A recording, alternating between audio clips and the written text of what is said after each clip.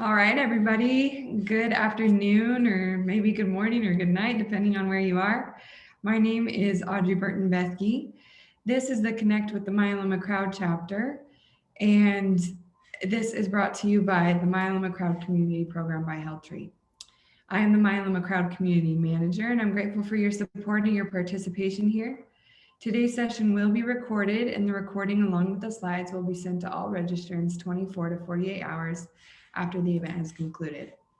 I'm going to share some slides in order to just make a couple of announcements this morning. So let's get started.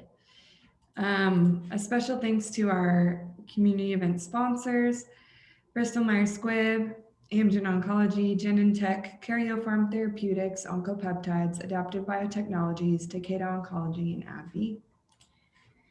Today's topic is going to be Learning from the Experts, the Myeloma Round Table program by HealthTree. So for those of you who aren't familiar with this chapter, we've been highlighting different HealthTree Foundation programs throughout the year. Myeloma Crowd is one of the HealthTree programs. And so by connecting with the Myeloma Crowd, you get to know all of the different programs and resources that we have for you. And the Myeloma Crowd Round Table program provides overviews for patients and caregivers about various topics in myeloma in as accessible language as possible. I think that's a very important part because a lot of the times when I hear experts speaking about myeloma, sometimes it goes over my head. So one of the points of these Myeloma Crowd Roundtables is to get you the newest information in accessible language. It also provides direction to help you make the best decisions with your physicians and nurses as an empowered patient, and experts come to speak with us during these events. So we have Greg here today. He's going to share the philosophy of the program as well as some successful and interesting clips from experts that we've heard within the last year. I'm really excited for you to hear that today. Um, so it's now my pleasure to introduce Greg to you. Greg joined the Myeloma Crowd in 2019 as the program director for the Myeloma Crowd Patient Education Programs, or the Myeloma Crowd Roundtable programs, where he is responsible for conducting patient education events through the United States. Based in Northeast Ohio, Greg is a creative builder of programs, organizations, and coalitions through advocacy, government relations, and implementing patient and physician education conferences, seminars, and virtual meetings, as well as an effective writer and public speaker. Prior to joining the Myeloma Crowd, he worked with the IMF for 10 years as a principal consultant for various organizations. So, Greg, I'm going to turn the time over to you to get started, and thanks for being here today with us.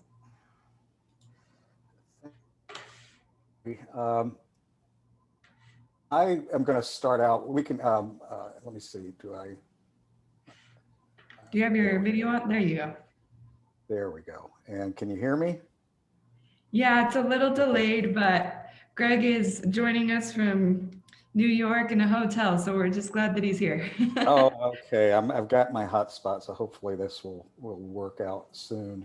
No, it's good. I can hear you now. You're great. Okay. Well, welcome everybody. I just wanted to thank you for coming, and hopefully you'll learn a little bit about me and what we do and why I think roundtables are just some of the best programs out there for patients and caregivers. Just a little bit of background on me. Actually, I've been with the Myeloma Crowd since 2016, and then that's when we started the roundtable program, which initially they were 6 live meetings that we did around the country. And when the pandemic came, things changed dramatically. And we're now starting to plan to go live again in the fall. And I'll tell you a little bit more about those plans as we go on. My background, again, is in education. I started out as a middle school and high school teacher and upper school soccer coach for girls and for boys. Also coached in college a little bit. And so my entire career, although I've worked in the United States Senate and again for the IMF and some other roles, but basically everything I do comes back to education, and I'm involved in education in some ways. And so what roundtables are, they're about understanding the history, experience, the data, and everything that we can to put together the information on the disease to help you make sense of the future. And so to start out today, I thought I'd start with a short little clip from one of our speakers, Dr. Leif Bergsagel from the Mayo Clinic in Scottsdale, Arizona, whose father was one of the pioneers in myeloma research and was the first researcher to use melphalan. So I thought we'd start out with just this. And so Audrey, you can go ahead and give that a play.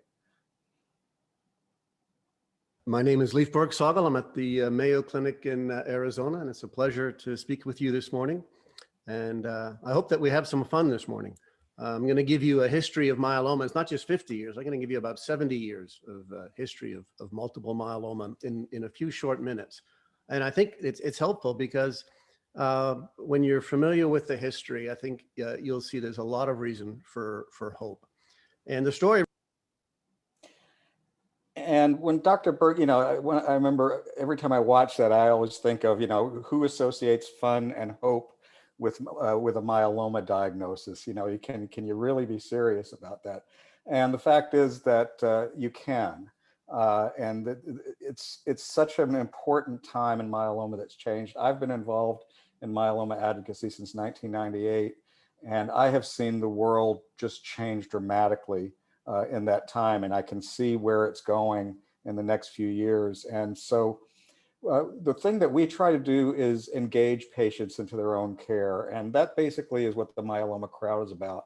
And I'd like to start that out with a sense of when I first met Jenny. Again, I had been working in myeloma for more than 16 years. And the first conversation I had with Jenny, who was diagnosed with myeloma, and at that time it was a one-person show of the Myeloma Crowd, and she was doing everything. The thing that impressed me from the first conversation that we ever had is that most people, when they're diagnosed with myeloma, think about, well, what's going on with research? And they think of, well, how can I help with research? Can I help fund research? And will that eventually benefit me? And Jenny had a completely different view that I found that was really unique of all of the patients that I've met in my life. And I've met many, many, many thousands of patients over this time. And Jenny understood immediately that the way that she was going to get a cure was to get people engaged in their own myeloma, to get people engaged in clinical trials, because if more people got involved with clinical trials, then she would benefit from their participation. And if she got into clinical trials, then other patients would benefit from that. And that would speed up the process to newer medicines and eventually to cure this disease. And that's sort of the thread that runs through the Myeloma Crowd programs, if you've paid attention to how it's evolved since 2013 when she began, but really since 2015 when things started to take off. And it culminates with what I think is the most important project, not only in myeloma, but I think eventually for all diseases, and that's the HealthTree Cure Hub. And the HealthTree Cure Hub is a way that you can create your own profile, put in all your own data, and not only learn about the disease that way and learn about your individual disease and how it's progressing or not progressing, hopefully, but that data can help virtually every patient in the world, because researchers can access that data in there. It'll be anonymized. They don't know who you are, but they can get the benefit of what you're doing. And so roundtables, I think, are kind of an intro to that. And there's a phrase that's used often in education or in learning about things. It's the phrase is called knowledge is power. And although it may be counterintuitive, I couldn't disagree with that more, because I think knowledge is not power. I think what knowledge does is it provides you with information to assess your situations and to make good choices. If it was as simple as giving you the power to do that, then knowledge could cure the disease, your self-knowledge about that. And that's just not the case. You need knowledge in order to navigate and move around. And if you look at our website, and I'm going to share my screen here real quick, and I'm going to put my glasses on because that way I can see what I'm doing. Let me do this real quick. There's the share screen. And I will go share. I am not, as Audrey can tell you, I am not the smartest person in the world when it comes to this. If you go to our home page and you notice across the top, we have these different tabs. Go to the Learn tab and you go down to the Myeloma Crowd Round Tables and click that.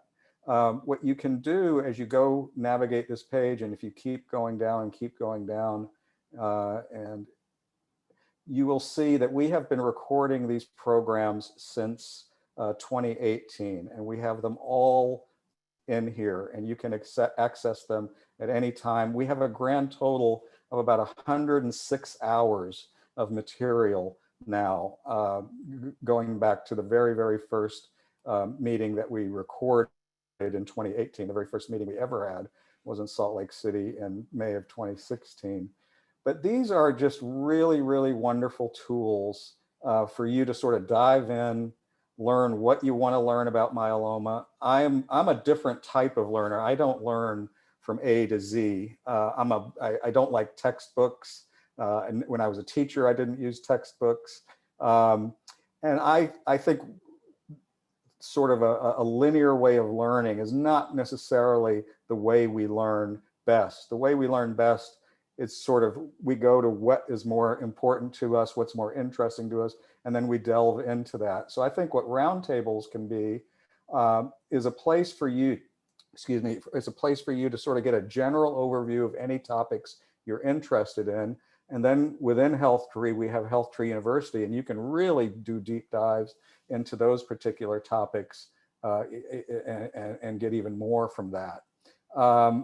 And originally, roundtables were conceived to be You're sort still of sharing your screen, but I wondered if we go back to that website, just showing them how you can access HealthTree Cure Hub and HealthTree University just at that top bar. I think it's important that they know that they can toggle through the different programs that we have just through that top bar. Exactly. So if you go up to the green bar, you can click University, and well, there we go. I didn't click. And then this will lead you to all of the courses here. And so you can go through all of this, and you can see the questions here. How can I educate myself about myeloma, about what you do to start a myeloma treatment? And these are constantly being added to and enlarged, and we're learning more and more about them. Some of them will have videos taken directly from roundtable webcasts because there's a lot of good information in there as well. So I think this is a really good way of getting as much information as you possibly can. And let me go back to this. I'm going to unshare my screen for just a second and go back to this.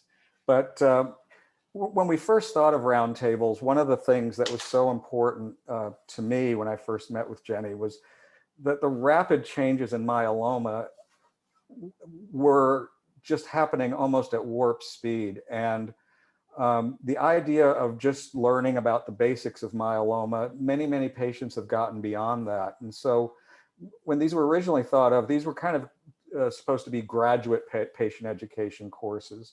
And to give you a sense of how different the landscape in myeloma is today, I have a joke that I tell a lot of the physicians who are my colleagues, and I tell them, if I could take the person that I am today and knowing what I know about myeloma today, and if I could transport myself back to 1998, I could have probably treated myeloma back then, because back then we had a bone strengthening drug called Iridia.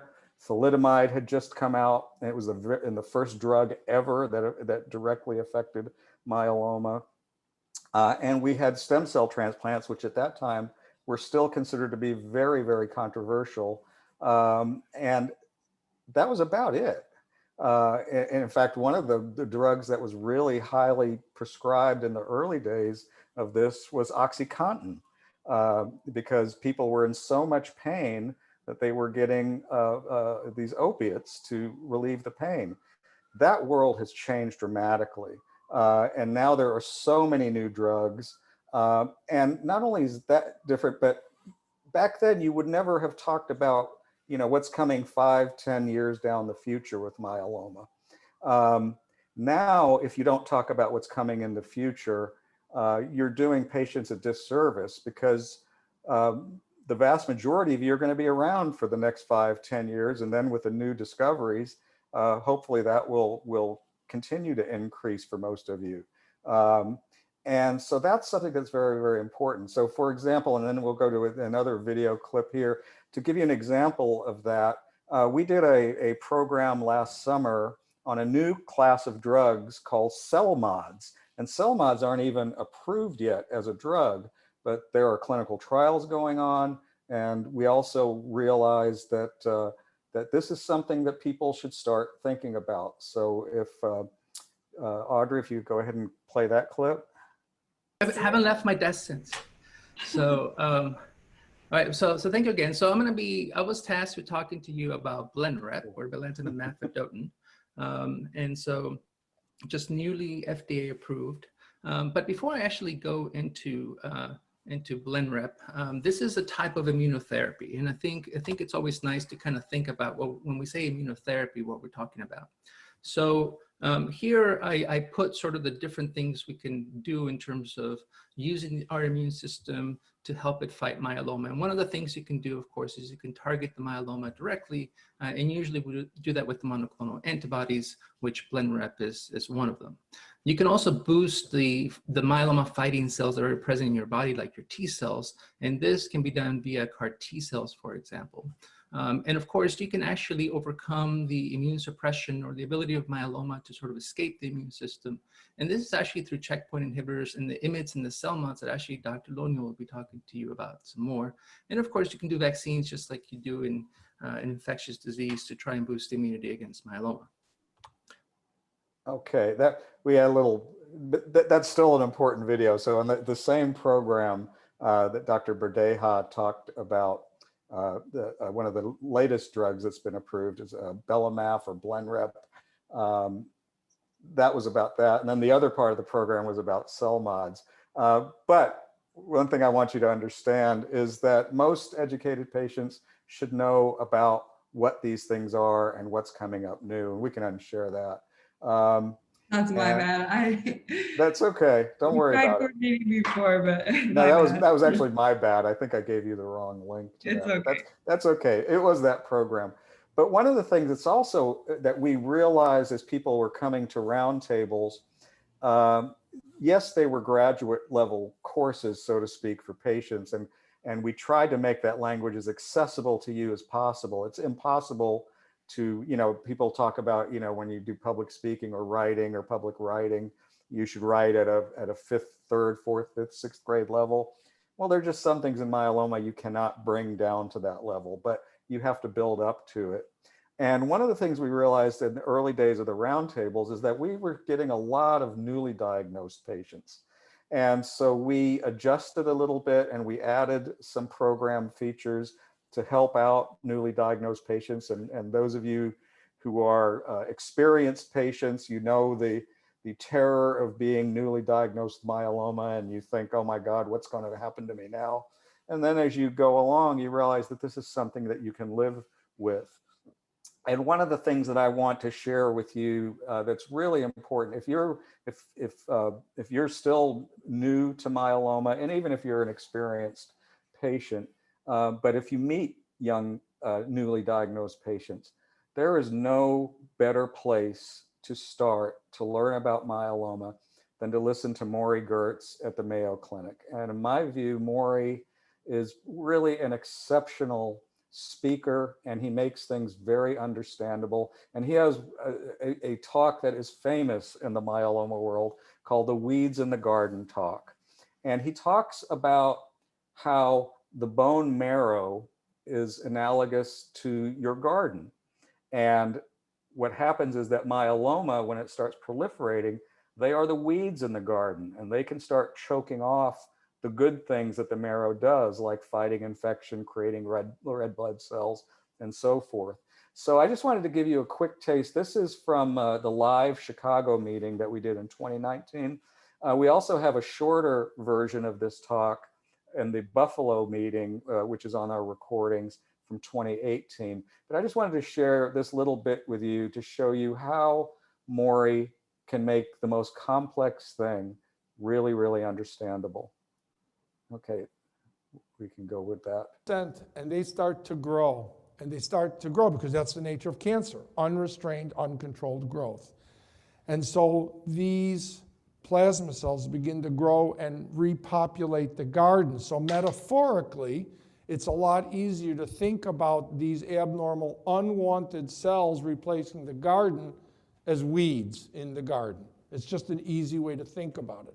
And these weeds begin to repopulate the garden. Now, in fact, the diagnosis of multiple myeloma can occur with any percentage of weeds in the garden. You can get problems no matter what the weed percentage is.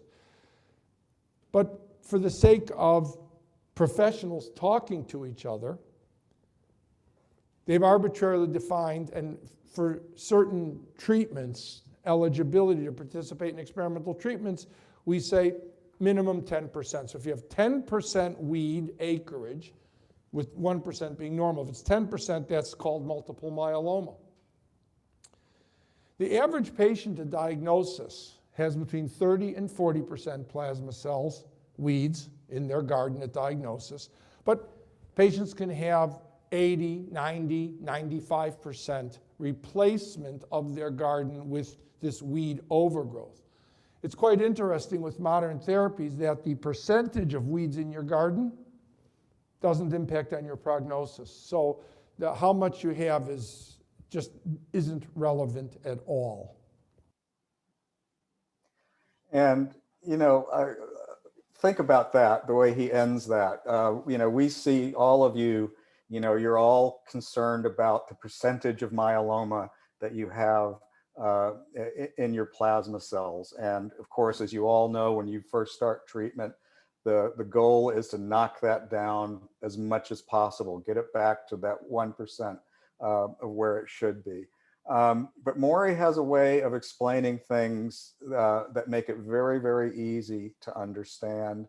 And I think that everybody, when they're newly diagnosed with myeloma, should watch Maury's Weed in the Garden talk. And thankfully, through roundtables and through internet and recordings and all of that, we've got 2 versions of that talk in here. And I'm sure in the next couple of years, we'll ask him to do it again to update with all of the latest discoveries that have happened.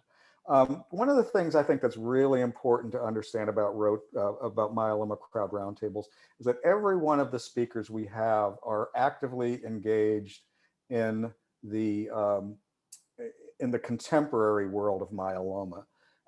With one exception, we have a PhD named Brian Van Ness. He's a pure researcher and a cutting edge, but every other speaker that we've had actively treats myeloma. They treat hundreds, if not thousands of patients each, and they have an incredible wealth of experience, and virtually all of them are engaged in research. So there are so many topics in myeloma that the roundtable programs will always be fresh, I think, as we move forward. There have been 25 live programs starting in April 2016. Our last one was in San Diego on March the 7th of last year. And then the next week was when all of the lockdowns started to begin. And we have since I will soon be announcing a roundtable program in the last Saturday of June that will feature 3 American experts and 3 European experts talking about the latest studies and the advancements in myeloma that are coming out of the American Society of Clinical Oncology meeting, which will be held in Chicago very soon, and the European Hematology Association meeting. That will be the 20th video program that we have done since the inception of the pandemic. And to give you an idea, I looked at the numbers the other day. In 2020, what we do now with our programs so we have a live program. As soon as that program is finished, you can watch a streaming version of it on Facebook. And then usually, hopefully about a month after the program, sometimes they're longer, we post web pages, and that's the videos that you've been watching are from those web pages. And we also now have gotten into the habit of putting notes down under each of the speakers, under each of the videos. We timestamp all of the questions. And then through Zoom, there's a chat function, a Q&A function. And sometimes the doctors are kind enough, because we never have time to get to all of the questions, unfortunately. But a lot of them will answer that, and we document those in the web pages as well. So I just looked yesterday, when you add together the people who registered live, the Facebook views, and the web page views, we're now approaching 202,000 total, just from the year 2020 programs. For 2021, for the programs that we've held so far, and for that cycle, I still have 2 web pages to post, we're almost at 36,000 of those.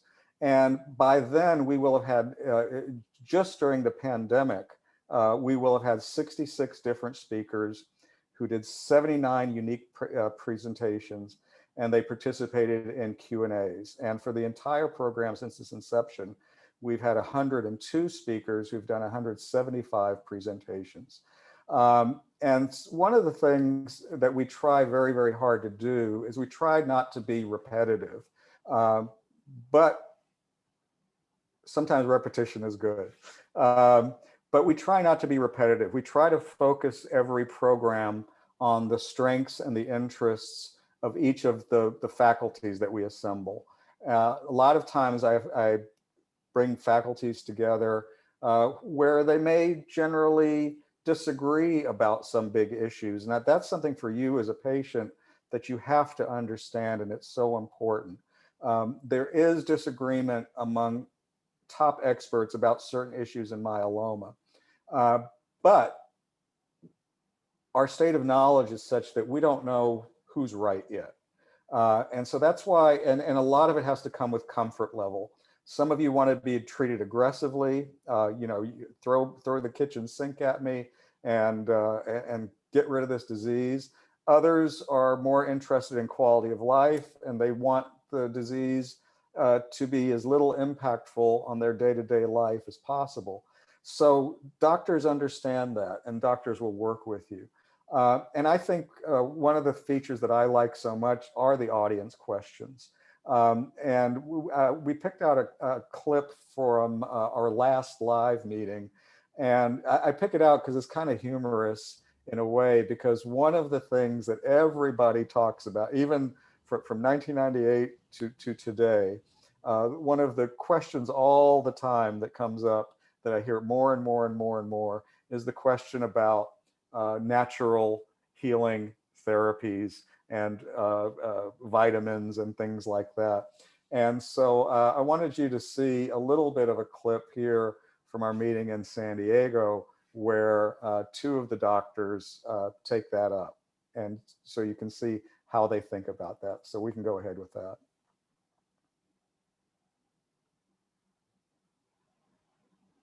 Yes, right. What supplements can we use to help your immune system fight?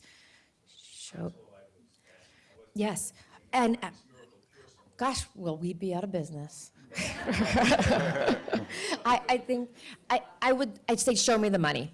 What it comes down to, there is a lot out there, and I think sometimes it's misleading. There is a nice breast cancer study that was out there that was put out of Yale recently of women who with breast cancer decided to try a holistic approach versus try a chemotherapy, and the difference in survival was remarkable. And so while you're not asking about one or the other, I think what we cannot answer is maybe it'll help your immune system, but is it possible to interfere with the drugs that we know are effective? I would just it's interesting. My mother has a PhD in math, but she's willing to take any supplement without any critical thinking. But any medication, prescription medication, gets scrutinized to the nth degree. So I've given up trying to work with her. But I think we have to remember that there are drugs like Taxol, which came from trees, right? And aspirin and digitalis. These are all herb-derived medications. And in myeloma, we know that green tea, resveratrol, curcumin, vitamin C, all in the laboratory kill plasma cells. But that those same things in human beings, we don't know if one of the biggest problems with all of these is we don't know what's in these bottles, right? These are not FDA regulated. They could have contaminants. We know that, for example, Chinese herbs can cause liver dysfunction. And I would just make a plea for somebody who's about to start chemo. You're already starting, talk about science. You're starting potentially daratumumab, bortezomib, lenalidomide, and dex, aspirin, and acyclovir to prevent shingles. You're already starting on 6 different new treatments. Do we really want to introduce more variables till we at least know that the myeloma is responding and that you're tolerating it as expected? Once your disease is in remission, have a discussion and say, can I start this product? Can I start this product? But why would you want to add 2 more variables to already very complicated regimen, right? That would be my only suggestion. Those 2 speakers, female speaker was Dr. Caitlin Costello from the University of California in San Diego. And the second speaker was Ajay Chari from Mount Sinai Hospital here in New York City. And the other 2 speakers on either side, one, Dr. Asima Kopalis, who's also at UC San Diego, and the other one you saw a little bit earlier, Jesus Berdeja from the Sarah Cannon in Nashville. But we try to get that kind of geographical mix at our roundtables. We try to find out who some of the different people are.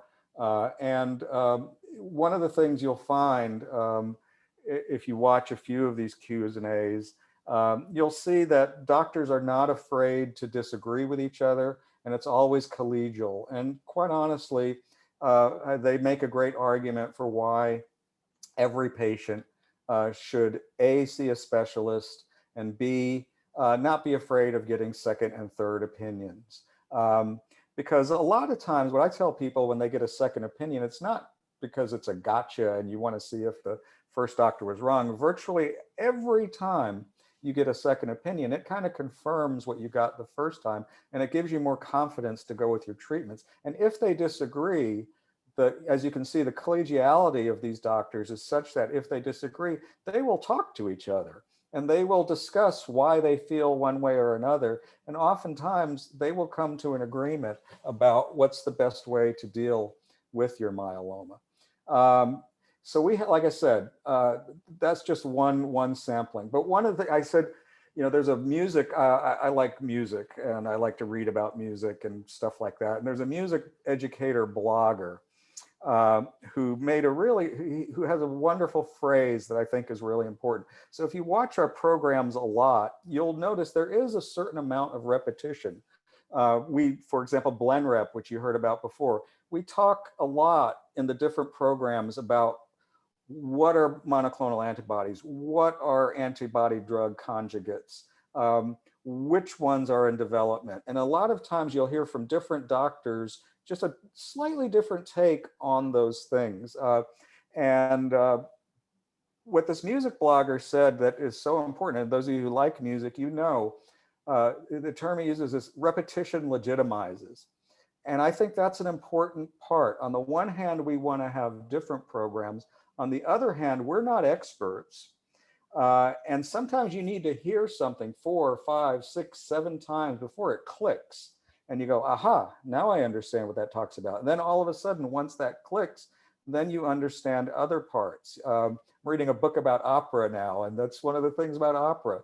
There's always certain themes that always come up in the music over and over and over again. They bring you back to the key thought in the piece of music that's going there. So I think that's a really, really important part. So if you consider our recent programs, we've talked a lot about CAR T research and about BCMA. BCMA, to give you an idea, BCMA was not even a concept 20 years ago. It was something we didn't talk about. Today, you need to understand it because virtually all the new drugs that are in development or the newly approved drugs, they all target this feature called BCMA on the surface of which exists on the surface of virtually every myeloma cell. So there are ways now that the old days of chemotherapy where you threw as much poison into your body as it could take, and you hoped it killed more of the good stuff than the bad stuff. And so it's a very I think we will look back decades from now and think it was a very, like we'll look back at chemotherapy the same way today we look back at using leeches for medicinal purposes. There still is a point for it, but what's happened in the last 20 years is the research has become more refined, the drugs have become more refined. So now we have ways of taking that chemotherapeutic agent that is trying to kill the myeloma cell, and instead of flooding your body with it, we now have these drugs that or treatments that bring that chemotherapeutic agent directly to the cell that needs to be affected, and attacks it that way. And that's becoming so interesting. So we have two clips that we wanted to show you of a little bit of an idea of, on the one hand, you want to talk at a 5th grade level and everything like that.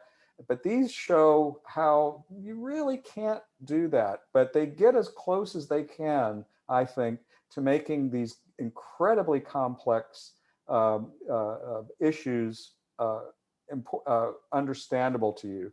And so we're going to first hear from Dr. Hermann Einzele, who is from the University of Würzburg in Germany, which is my hometown.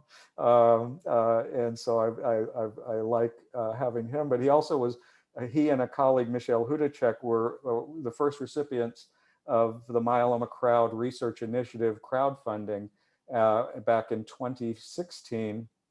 And they were doing CAR T cell research back then, looking at 2 targets, which back then sounded like science fiction, and today is actually being used in the clinic. So we're going to play 2 clips for you, just so that you can get a sense of how BCMA is used. And then the second clip from Dr. Lasokin and Memorial Sloan Kettering really goes deep into the weeds of BCMA.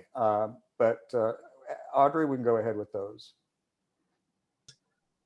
Of course, we always hope that we would cure a patient with myeloma with CAR T cells.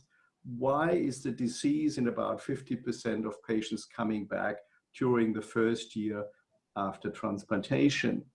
And one of the factors that might play a major role here is that the persistence of the CAR T cells seems to be limited. So for some reason, after 1 year, in most of the patients, even using sensitive technologies, you don't find the circulating CAR T cells anymore. So this is one issue. Another issue is that probably, and in some patients that has been observed, the target antigen, so the target for the CAR T cells, is lost on the myeloma cell.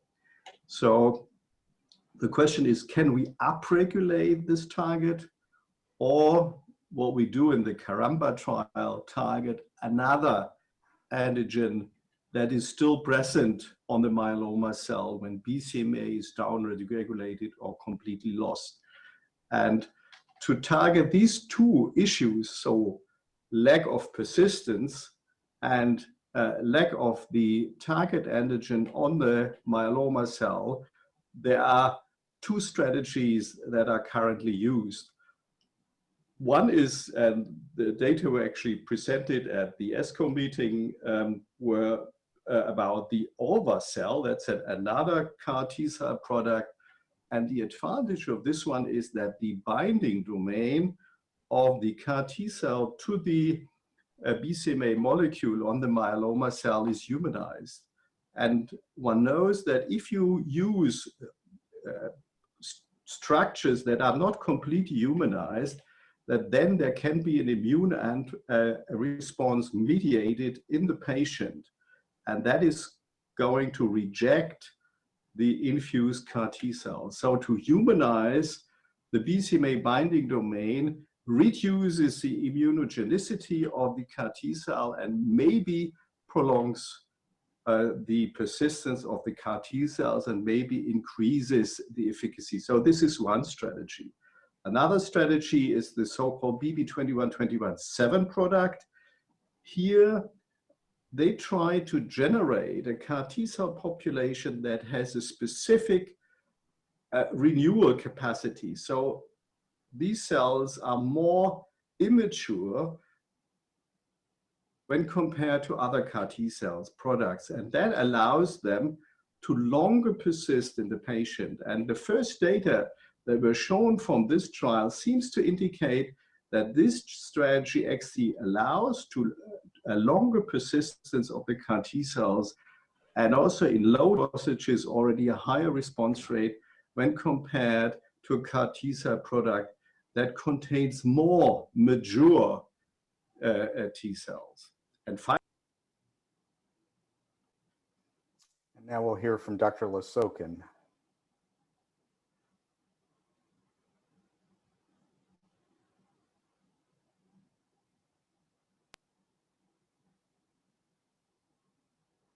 Monoclonal antibodies provide that same platform, and these variable regions provide the mechanism by which a CAR T cell therapy derives its specificity. Here, this target antigen is combined with natural T cell receptor machinery. So a T cell, again, normally has a receptor which sees an antigen presented in a specific context. It's called an MHC molecule. And then when that is presented, that leads to an activation signal delivered through CD3. And this also requires a second signal, a co-stimulatory signal. The prototypical signal is CD28. There's other options as well, of course. And then a CAR T cell, then it fuses the intracellular signaling machinery to provide the signal where the specificity is derived by this antibody target. Now, more modern CAR Ts, the ones that are, one that, for example, that was recently FDA approved, use a different signaling moiety for 1BB, co-stimulatory moiety. So there you see what I mean by repetition legitimizes. They talked very, very differently, pretty much about the same issue. And not everybody out there watching it got it. You might have to watch it 2 or 3 or 4 times before you get it. But we also have other speakers that talk about it. And the more you hear them, and the more you hear them explain it, the more it makes sense.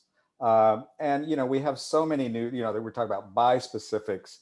There's a newly approved peptide drug conjugate called melflufen, or Pepaxto. We've just had the first, Dr. Einsela was talking about the BB2121.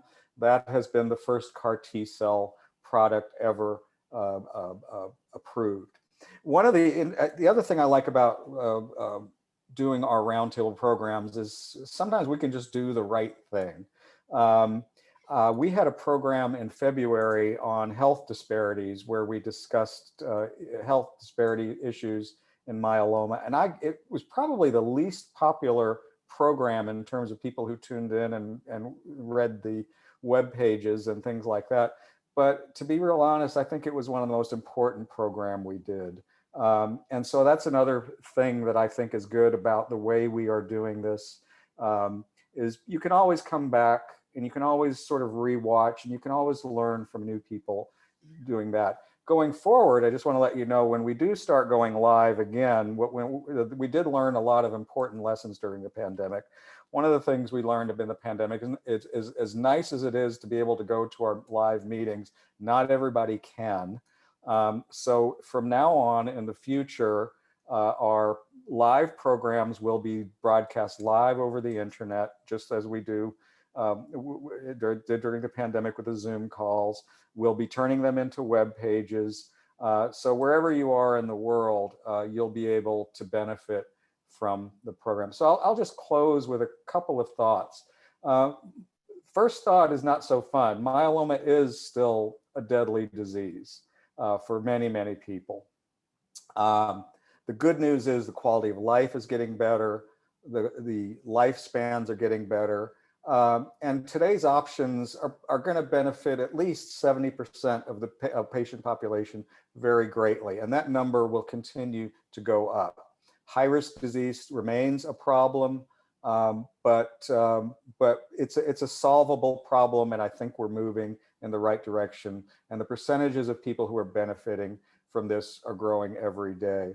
And I want to just close with two sort of thoughts. One of the best myeloma talk, and why you have to put things into perspective. One of the best myeloma talks I ever heard in my life was at the very, very first patient education meeting I ever went to, and a patient spoke and talked about how being, and this was in 1998, talked about how being diagnosed with myeloma was the best thing that ever happened into his life. And we all kind of looked at each other and goes, what, is he crazy? And he said, you know, what myeloma did was it reestablished the bonds with my children, from whom I had become estranged, and we're closer than we've ever been. He said, I fell in love with the most beautiful woman in the world. And thank God she was my wife. And I've always remembered that, and of how good he felt, and how you have to put things into perspective, because 2 weeks after that, he died of a heart attack. So don't obsess about the disease in ways that create stress for you. Live the way that you can. And we opened up this program with Leif Bergsagel, and Leif, I really highly encourage you to watch the entire 20-minute video if you can, because he provides a historical context. And one of the things that I thought was so important was he did a statistical analysis of discovery in myeloma. And he felt, based on the statistical, this was back about 10 years ago, and he felt then that he felt that anybody at the rate of discovery that had been happening up until about 10 years ago, that anybody diagnosed with myeloma in the year 2140 would likely not die of the disease. With all of the drug discovery that happened since then, he reapplied that statistical analysis 5 or 6 years later. And in 5 years period, he came to the conclusion that anybody diagnosed with myeloma in the year 2030, not 2140, anyone diagnosed in the year with myeloma in the year 2030 would likely not die of myeloma. So basically, research in about a 5 to 6 year period sped up by almost 110 years of life expectation that people would not die of myeloma. That's a pretty remarkable thing. So to close, one of the things I always tell people, you know, because as Dr. Bergsagel said in the beginning, some of these things actually can be kind of fun and interesting. And I've learned that, you know, there's certain things you don't joke with myeloma patients about, and there's certain things you do. So my joke to people all the time, just lay people who say, so what do you do? And I tell them about myeloma, and they go, oh, that's interesting. And I said, well, you know, if you're diagnosed with myeloma, if you are to be diagnosed with myeloma, try your best to hold off your diagnosis until the year 2030. Because things will be really, really good for you. And the fact of the matter is we're speeding it up. If we sped up 110 years in 5 years, who knows, the next 9 years, maybe we'll speed that up in the next year or two, where people can live with myeloma and not suffer and die from it. So there is, from where I am sitting, there's a great deal of optimism, but I am not a myeloma patient. And I realize that those are two different things. And my hope is that through these roundtable programs, we bring a little bit of comfort to people, and they learn through the knowledge how to negotiate this disease, not to have power over it. So with that, I'll close, and I don't know if there are any questions, Audrey. So let me just thank you for that presentation. I thought it went, you know, besides a couple of hiccups on my end, I think it went really well. And your overview of why we have these programs, I think was spot on. And really just all we do at the Myeloma Crowd is for patients and their caregivers. It's to make them empowered patients so that we can find a cure together. Just a reminder that while Greg is a myeloma expert in his knowledge, he is not a medical professional, so he won't be able to answer some of the questions that were asked today. But let's talk about, there's some questions about myeloma in general. So talk about, from your knowledge, the difference between extramedullary plasmacytoma, and regular multiple. Multiple myeloma. It's actually fairly simple. So when Morey talked about the weeds in the garden, he really starts off his analogy with a soup bone, where if you buy a soup bone at the grocery store, you've got the hard outer casing, and then you have the marrow on the inside, which when it's freshly butchered is red, but when you buy it at the store, it becomes oxidized and brown. Multiple myeloma takes place inside that marrow. What happens with extramedullary disease is that myeloma somehow escapes the marrow and breaks through the bone and actually creates kind of bubbles, if you will, outside of the bone and in different parts of the area. So it's a little bit harder to treat. There are a lot of treatments for it, but if you can keep that myeloma contained inside the casing of the bone and treat it that way, it's a lot easier than when it escapes. Probably the worst diagnosis you can have in myeloma is a condition called plasma cell leukemia. And that's when it actually gets into your bloodstream and gets to every part of your body, the myeloma cells that way. It's thankfully very rare, but it's probably the most difficult to treat. So that's the difference. So extramedullary means it's just happening outside of the bone. Okay, great, thank you. So Sam's here with us today. He was wondering about the cell mods since I butchered the video. Tell us a little bit more about this upcoming therapy that's being tested in clinical. So I encourage you, that program was last August. It was the last program we did in August. And the name, if you go to the Learn tab, and I can include it actually in the follow-up email that I'll send out to it's the program called Therapies on the Horizon. It was the Horizon broadcast. And I'll be honest with you, one of the things that Audrey was kind enough to call me an expert. I'm not an expert, but one of the things, I try to remain ignorant of certain things, and I'll tell you why. I try to focus on knowing about things that are approved and that are used.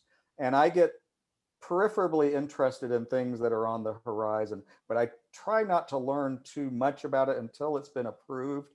The reason for that is I am not in the business of speculating in myeloma. And if I have too much knowledge about things that are coming, I am in danger of speculating. But there is a part of the blood cell called the cereblon. And the cereblon can be found in virtually every cell in your body.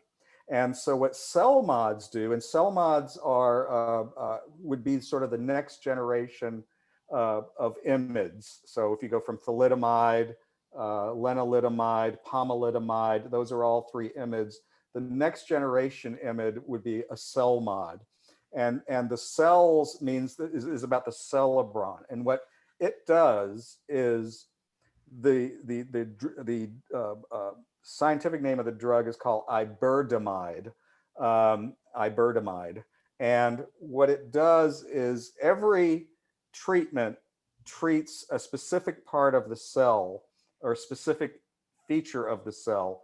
This one seeks to do therapy to myeloma by attaching itself to the cereblon and creating an action there of cell death that's quite different from CAR T or bispecifics or things like that. So that's a very dumbed down, simple explanation of cell mods. But if you're interested in that, I would highly recommend you go to listen to Dr. Sagar Lonial, who's at the Winship Cancer Institute in Emory.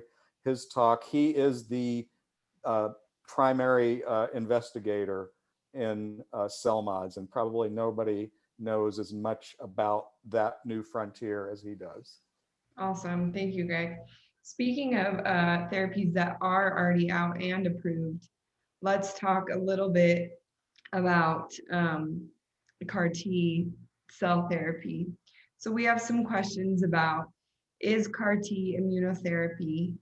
And then they had questions about bites as well, if those were immunotherapy, and then if bites would replace CAR T therapy. So the answer to that is yes, they are both immunotherapies. And basically, in a nutshell, so CAR T is there sort of two tracks of that. The most difficult, not the most difficult, but the most costly version is when you go in, and and it can only be administered at certain specialty centers. So this is not a therapy. CAR T is not a therapy you're going to see at your local hospital. Right. There are very, very few places. And the reason for that is one of the major problems, just like a problem with allogeneic transplants. The biggest problem with allogeneic transplants is an issue called graft versus host disease. And what that basically is when they take an immune a function from a donor, from somebody else, and put it in your body.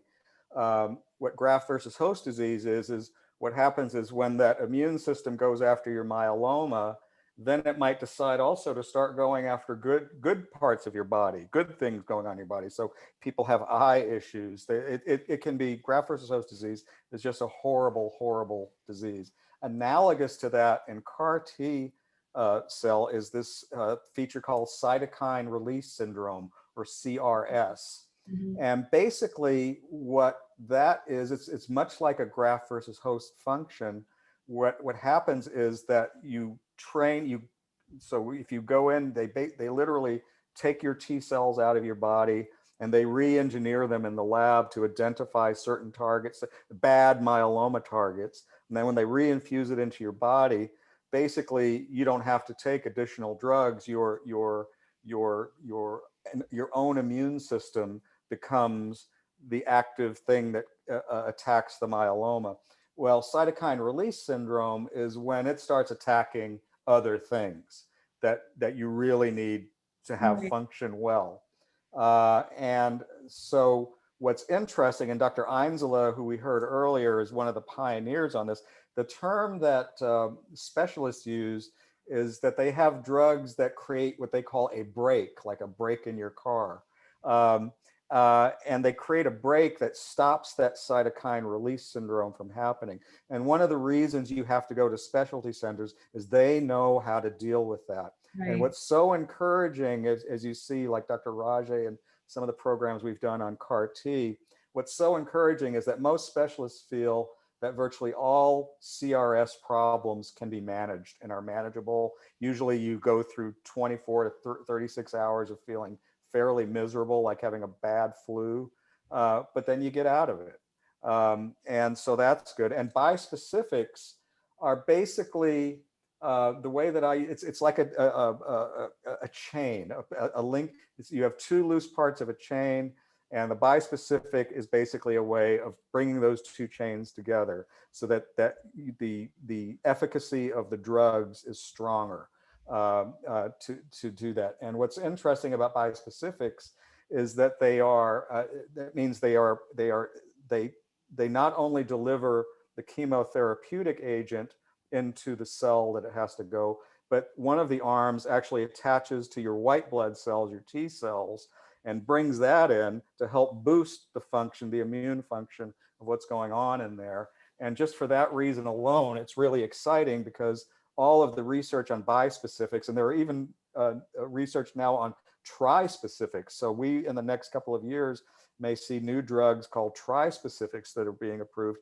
And basically what these are is they're like a baseball manager or a football coach, for those of you in Europe. You're basically trying to line up all of the best things that you have to attack the worst parts of the myeloma. And so these are super exciting. And BCMA is one of those targets that they want to attach to. But there are other ones, and if you tune in, there's CS1, CD19, CR3. There are just a lot of different, and these are things that sound complicated, but they are. But the general concept is not that complicated. Right. And you just need to understand how those things work. Right. Okay, great. Thank you. Let's do one more question about the autologous versus allogenic, since you kind of touched on that a little bit with the stem cell transplants. Is it true that allo stem cell transplants have less of a success rate than autologous? So this is virtually all myeloma specialists today wouldn't touch an allo transplant with a 10-foot pole. There are, however, some exceptions to the rule. Dr. Bill Matsui, who's at the University of Texas at Austin at the Livestrong Cancer Institutes, he made a really just a deep observation once in a myeloma crowd radio program that he did with Jenny a few years ago, that allo transplants were the first successful immunotherapy. They are immunotherapy. The problem is when you, so an autologous transplant is when you take your own cells, clean them up and put them back into you. So those cells recognize your body already.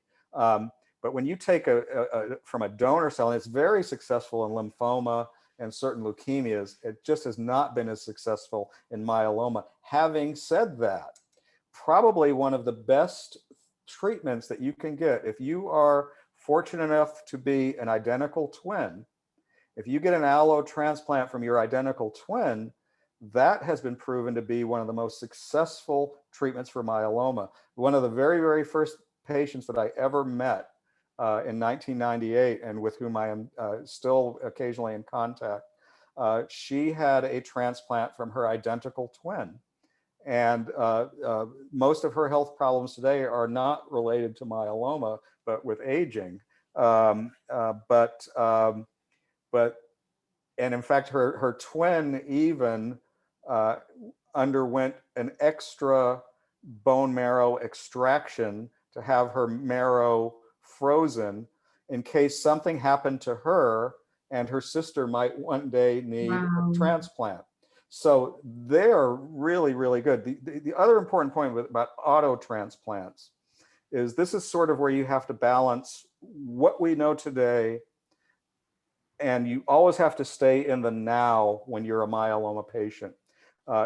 On the one hand, we talk about things that are coming up in the future, like cell mods, trispecifics, things like that. Those are things you should know because you might need to plan. If those are things that you might be one day interested, you have to plan your clinical trials. If you're interested in clinical trials, certain clinical trials will make you ineligible for those new types of treatments in the future.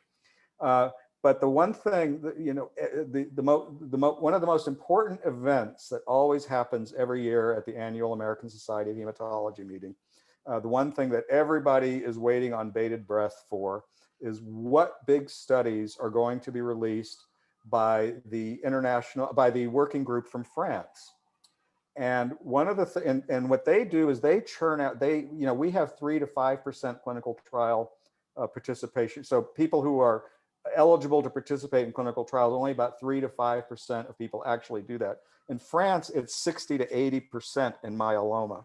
So they can churn out a clinical study in 1 year that would take 5 years to do in the United States. And so they can go after big questions. And one of the big questions that they answered about 5 or 6 years ago, because at that time, autologous transplants were still considered controversial by some people. What they showed is that that in today's world, autologous stem cell transplants are among the most important treatments that myeloma patients have available to them, if not the most important. So we talk, you hear talk with all these novel drugs, does that mean that that we don't need transplants? Someday that will likely be true. Today, that is not true. Right. And so you have to balance it with that. So I would say don't fear an autologous transplant if that's recommended for you. Less than 1% of the people who have an autologous transplant have some issues with it. And usually those issues are solvable with other treatments. So again, 20 years ago, some experts thought that autologous transplants were barbaric. We shouldn't be doing that. Today, we know that they were completely wrong.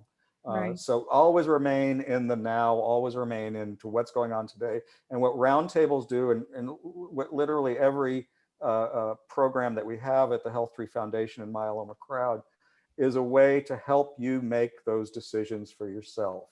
Right. And in together with your physicians. And I have to say, one of the things that has been really super rewarding for me in the 20 plus years that I've worked in myeloma is as I compare it, I think and this is a horrible thing to say, I think we have the smartest researchers.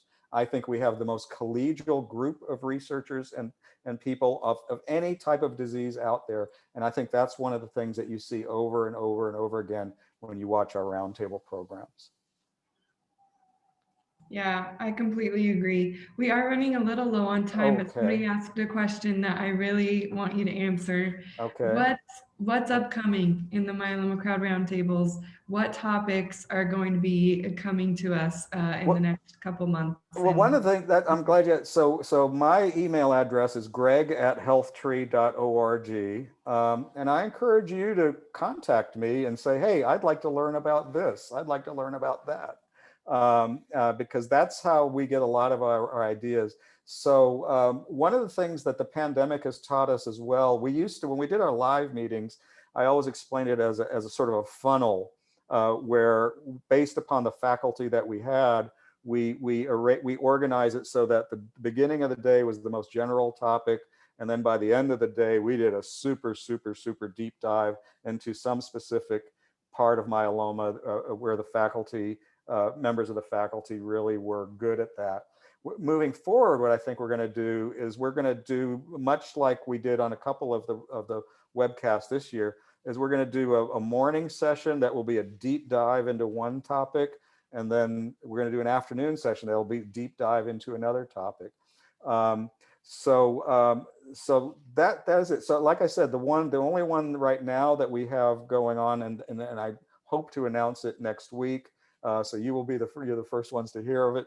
But on June the 26th, we're going to do 2 concurrent 90-minute sessions.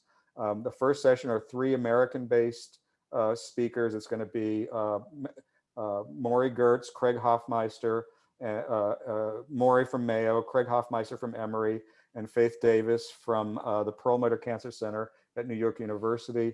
And then the afternoon program is going to be 3 Europeans. And there we will have Martin Kaiser, who's at the Royal Marsden Clinic. We will have Niels van de Donk from Amsterdam and Katja Weisel from Hamburg. So we'll do that. And then one of the things moving forward, once we get back to a normal world, we intend to do 6 programs in the United States during the course of the year and 2 in Europe. And those 2 that we will do in Europe will always be sort of before and after the annual European Hematology Association meeting. We were going to do that last year. We really had hoped to do it this year, but we are definitely going to do it next year as long as everybody gets vaccinated and we move beyond this pandemic. Great. Thank you so much, Greg, for your time, for your preparation and participation to the audience. We appreciate you. I just have a couple of closing announcements and then we will end. So our next session in the Connect with the Myeloma Crowd chapter will be on July 21st. We're taking a hiatus in June to give us that summer rest that we all need. We're going to be talking, it's part 3 in the HealthTree Cure Hub series. We're going to be talking about connecting and validating our records. So we're going to hear from Jenny, we're going to hear from the patient experience team. Why is HealthTree Cure Hub important? But especially, how can you validate your profile so that you can contribute to critical research necessary to finding a myeloma cure?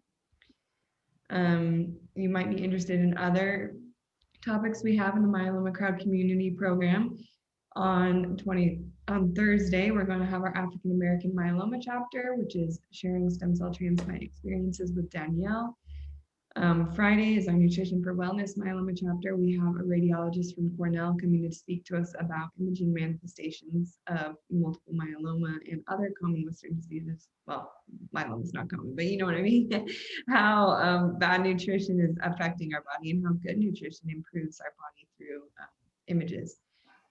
The June 1st, we have a myeloma financial coach chapter. She's going to be talking about how to find clinical trials and how to find funding for those out-of-pocket costs that you might incur.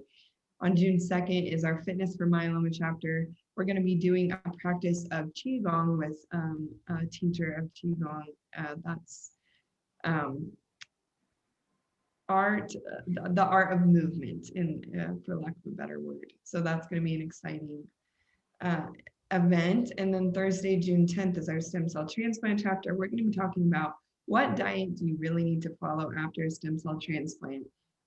There has been the neutropenic diet, and Katie, who is a registered dietitian, is going to speak about what recent research has showed us. So a link to sign up for any of those events, as well as events that I haven't mentioned, can be found at the bottom of that slide. It will also be sent out in the email 24 to 48 hours after this event has concluded. Thank you again to our sponsors, Bristol Myers Squibb, Amgen Oncology, Karyopharm Therapeutics, AbbVie Adaptive Biotechnologies, Genentech, Oncopeptides, and Takeda Oncology. And thank you to each of you for spending this time with us today. We really appreciate your contribution to this Myeloma Crowd community. And thank you, Greg. Hope you guys have a good afternoon.